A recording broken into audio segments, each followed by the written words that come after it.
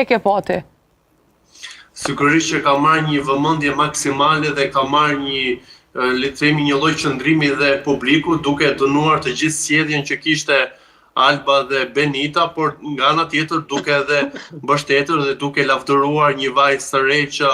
siç e përmendën edhe në këtë panel që ne po flasim, u tregua me vlera, u tregua që nuk është për drama në atë Big Brother dhe është për të treguar historinë e saj, është për të treguar një 18 vjeçare që mund të jetë e qetë në këtë lloj vlimi të gjakut që ka mosha e saj dhe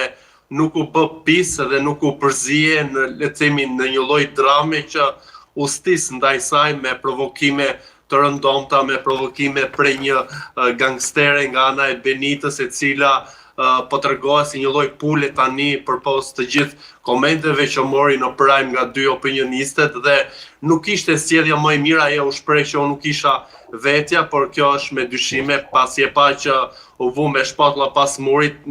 ndroi krah dhe tani po shikohet më pak afër Albës, se e shikoj që është një influencë e keqe për të në lojë, se u përdor nga Alba Benita me një lloj gangsterlëku, se kam komentuar dhe kam parë njerëzit e çuditshme se edhe vet Benita është një vajzë e re, diku tek 20-21 vjeçe dhe të ketë këtë lloj stili dhe këtë lloj qëndrimi jete